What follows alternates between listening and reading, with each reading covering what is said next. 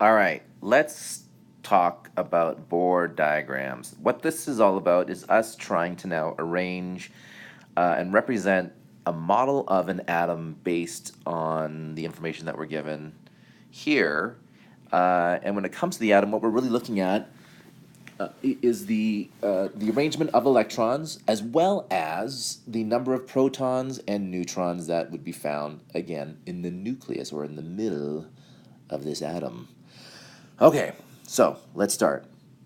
The first thing we need to do is we need to figure out the number of protons, the number of electrons, and the number of neutrons that we would have in this particular element here called sodium, and then being able to figure out where it all goes in this Bohr diagram blank that we see here. What these circles are representing is it's the shells, it's the electron shells that we see, and it's a dated model.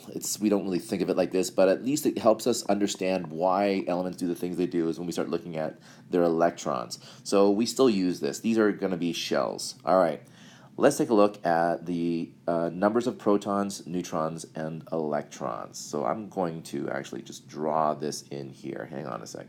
I'm going to sort of put P down here for the number of protons, so P equals protons, the number of neutrons, and the number of electrons. And we'll often sort of draw electrons as like an E, lowercase e. Okay, so that's the number of electrons, number of neutrons, number of protons. Well, if you recall from that last video, the number of protons should be the first thing that you can pick out from this square here. This is, again, just a simple box straight out of a periodic table. And again, because we're drawing sodium, we're going to look at sodium. And it's this number here, the atomic number, that we said would provide us the number of protons. And because it has an atomic number of 11, that must mean it has 11 protons. Now, the next one to quickly just talk about now, because it's really sort of easy to do, is not the neutrons. We'll worry about the neutrons in a second, but let's take a look at the electrons. What we're going to assume is that this atom, when we first start off with it, is neutral, meaning that it doesn't have a net charge. And when we talk about what that means is that, well, if we have 11 protons, we think of protons as having a positive charge. So these protons should have a positive charge here. So if we have 11 positive charges, if this is going to be overall neutral, the only thing that's going to cancel out these 11 positive charges are 11 negative charges. Now, where are those 11 negative charges? This is where it gets a little bit confusing and people start to look at the N there and they think, oh, well, N must mean negative. It's not. N actually means neutrons, which is more for something that's neutral. So these don't have a charge. It's your electrons that have the negative charge. And if you think about electrons, that's kind of like electricity, and electricity really is all about these charges, these negative charges flowing through a circuit.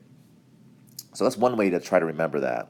So let's get back to our thought here. If we have 11 positive protons and we're talking about this atom being neutral overall, the only thing that's going to neutralize or to counterbalance 11 positive charges would be 11 negative charges. And if those negative charges are from electrons, that must mean if we have 11 positives, we must have 11 negatives. So for this Bohr diagram, this becomes really easy because as soon as you see 11 protons there, or the 11 atomic number, that means you got 11 protons, and because we're talking about something that's neutral, we have 11 electrons. Now comes the neutrons. This is going to require some really simple math, but it's going to require math nonetheless. If you recall back to the previous video, we said that the protons and the neutrons will basically make up the bulk of the mass, or bulk of the atomic mass for this element. And that's what brought us to this number here, the 22.99. That number there is because of these two subatomic particles that make up this particular atom. Now here's the thing. If a proton basically weighs 1 and a neutron basically weighs 1, we can start to do some math here. We know that we have 11 protons. So that if we look at this mass, and what we'll have to do actually is, and this is where that handy ability to convert this into a mass number comes into play. So this 22.99, this needs to be converted to a mass number, basically just us rounding it off. It's going to be 23. All right, so with a mass number, or a rounded off mass, of 23, let's go back to this.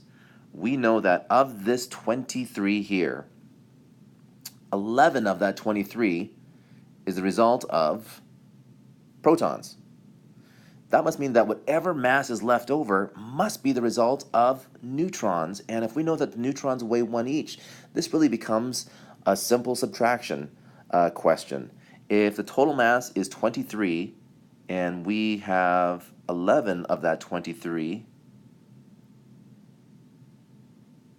in the form of protons, whatever the remaining number is, and in this case 23 minus 11 is going to give us 12, that 12 must be the remaining number of neutrons.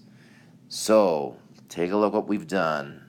We have now figured out the number of protons, the number of neutrons, and the number of electrons by using our information in here and doing a little bit of math.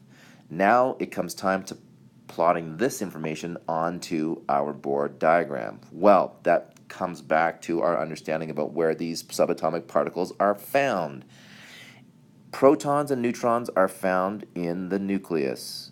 Oy vey, sorry, that's going to be a little bit messy. Let me just do this a little bit neater here. Protons and neutrons. All right, so protons we said is going to be 11, and the neutrons are going to have, we're going to have 12 of those. So there they are, and we're going to put them in the middle here because that's where they belong, in the nucleus of the atom. Next, the electrons, and this is where we have to do a little bit of dot placement here. And when it comes to the electrons, we have 11 of them, and we need to put those electrons on our shells here, because that's where the electrons are going to be found, sort of in these shells that surround the nucleus of the atom. Now here is the pattern that we need to follow. The first shell can only take 2 electrons, and then it's maxed out. Then after that, any additional electrons, if you have any, need to go to this next shell out. This second shell has a maximum number as well. This can only take up to 8 electrons, and then it is maxed out. So if you have anything else after that, it needs to then go, those electrons need to go on this third shell. All right? After that, it gets a little, it sort of falls apart. So we probably won't go past elements that have roughly around, 18 electrons to place, simply because this starts to get more complicated when we start looking at the arrangement of electrons around the nucleus of an atom. So let's just stick to these 3 shells for right now. So we've got 11 electrons to deal with. So our first electron, I'm going to do this in a slightly different color to make it stand out. Our first electron is going to go here. That's 1. Sorry, I'm going to try to color this in. Yikes. 2, and then we're maxed out. So of our 11 electrons, we've got our first 2 down. After that, we need to go outside to the next shell, and that shell is going to be this shell here. And again, like we said, this shell can only take a maximum of 8. So if we've got a total of 11 electrons, we've spent 2, we've got 9 more to plot, so let's do that, and we're not going to have enough space on this second shell, so this is going to be maxed out, but that's all right. So we've got 1, 2, this is going to be electron number 3, electron number 4, electron number 4, electron number 5, number 6, number 7, number 8, number 9, number 10 there. Now that's where I'm stopping. We've got 10 electrons drawn on this atom so far, and again, just to make sure, we've only got 8 electrons. 1, 2, 3, 4, 5, 6, 7, 8 electrons on this second shell, and that's now maxed out. So we've got 1 extra electron to draw in there, and that means we got to put that on the last shell, and we can just put that, sorry, I'm going to adjust this. We're going to put that, let's see if we can put that up there, for example. All right, and that's it. That's your Bohr diagram. And you can see now how we had to use the information from our periodic table and how we had to then figure out the number of protons, the number of electrons, and then had to do some math to figure out the number of neutrons. And then once we figured out those numbers, we could then plot them on our Bohr diagram here. And that is how you do the Bohr diagram.